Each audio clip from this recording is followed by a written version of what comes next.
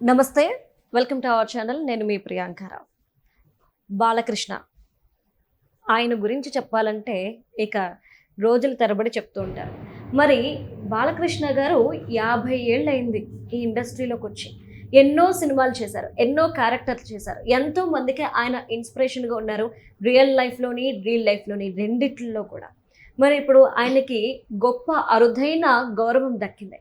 మరేంటి ఆ గౌరవం? ఇప్పుడు బాలయ్య గారి ఫ్యాన్స్ అందరూ ఎందుకు ఇంత ఖుషి అవుతున్నారు ఈ వీడియోలో తెలుసుకుందాం. మనతో మాట్లాడడానికి senior journalist doctor Durga Vadlamani గారు ఉన్నారు. ఆవిడతో మాట్లాడదాం.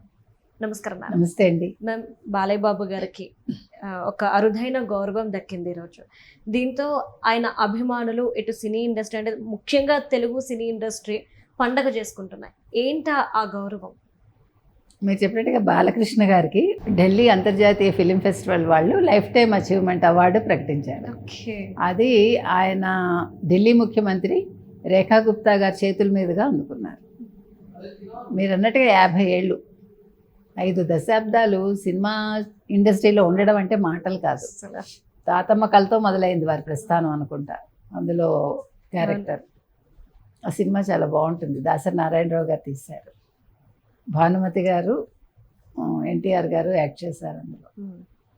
తర్వాత మీరు చెప్పినట్టుగా ఇప్పుడు ఆయన ఇంకా హీరోగా కొనసాగుతున్నారు. అది 50 ఏళ్ళు అయిపోయినా కూడా ప్రజలు ఆదరిస్తున్నారు, ఇంకా చూస్తున్నారు. అది సినిమాలన్నీ హిట్ అవుతున్నాయి.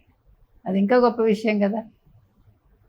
ఇప్పుడు క్యారెక్టర్ ఆర్టిస్ట్గా కాకుండా హీరోగానే కొనసాగుతున్నారు. అది అసలు మామూలు విషయం కాదు. అది కాకుండా ఆయన అన్స్టాపబుల్ షో కూడా అదొక పెద్ద హిట్. అంటే ఏది రకంగా చూసుకున్నా కూడా. తర్వాత ఆయన రాజకీయాల్లో హిందూపురంలో 3వసారి హ్యాట్రిక్ విజయం ఎమ్మెల్యేగా. అంటే ఏ రకంగా చూసుకున్నా ఒక నటుడు, ఒక నిర్మాత, ఒక రాజకీయ నాయకుడు, ఒక టీవీలో ఒక షో నిర్వహించడం అది పెద్ద విషయం. అంటే బాలయ్య గారిని కొత్తగా చూసింది ఈ అన్స్టాపబుల్. ఎగ్జాక్ట్లీ. ఇంత జోవెల్ గా ఉంటారు, ఇంత సరదాగా. అందరికీ ఏంటంటే ఆయన అంటే ఒక భయం బెరుకు ఉంటుంది. ఏమో ఎన్టీ రామారావు గారి లాగా కొంచెం అనిపిస్తారు కదా మాట తీరు అది. ప్లస్ బోళా శంకరుడు ఆయన గంభీరం. కానీ అదర్ వే రౌండ్ చూసుకుంటే ఆయనలో ఇంత సరదాగా ఉంటారా ఈయన అని అన్స్టాపబుల్ అనేది నిరూపించింది. అంటే చాలా ఈజ్ తోటి చాలా మామూలుగా వాళ్ళతో కలిసిపోయి అంటే ఇర్రెస్పెక్టివ్ ఆఫ్ ఏజ్ అనమాట. అవన్నీ కూడా చాలా బాగున్నాయి. తర్వాత చాలా సినిమాలు చేశారు ఆయన. ఒక సాంఘికాలేంటి, జానపదాలేంటి, పౌరాణికాలేంటి ఆయన చెయ్యనివి లేవు కదా. అదే కాకుండా ఆయన పద్మభూషణ్ కూడా ఆయన వరించింది 2025లో. సరే, ఇంకా మిగతా ఫిలింఫేర్ అవార్డ్స్ లేదా నంది అవార్డ్స్ ఇవన్నీ మామూలే అనుకోండి, అవి చాలా వచ్చి ఉంటాయి ఆయనకి. సో ఏది ఏమైనా ఒక తెలుగు నటుడికి ఇంత పెద్ద గౌరవం దక్కడం చాలా సంతోషం.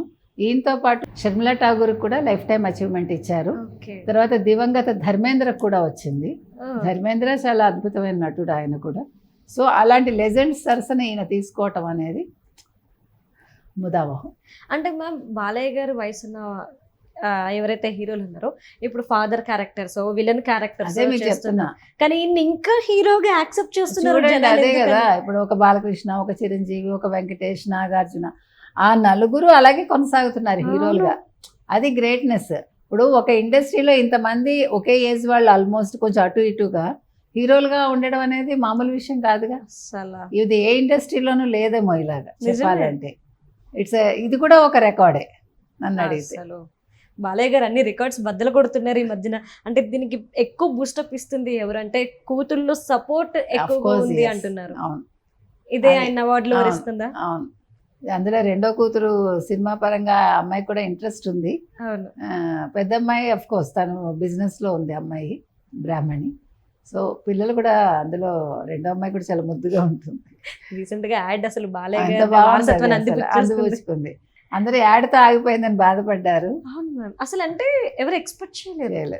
బట్ వాట్ ఎవర్ ఇట్, మొత్తం తెలుగు సినిమా ఇండస్ట్రీకే గర్వకారణంగా చూసుకోవచ్చు ఈ లైఫ్ టైమ్ అచీవ్మెంట్. ఎగ్జాక్ట్లీ. బాగుంది అది. Right. Thank you so much. Thank you.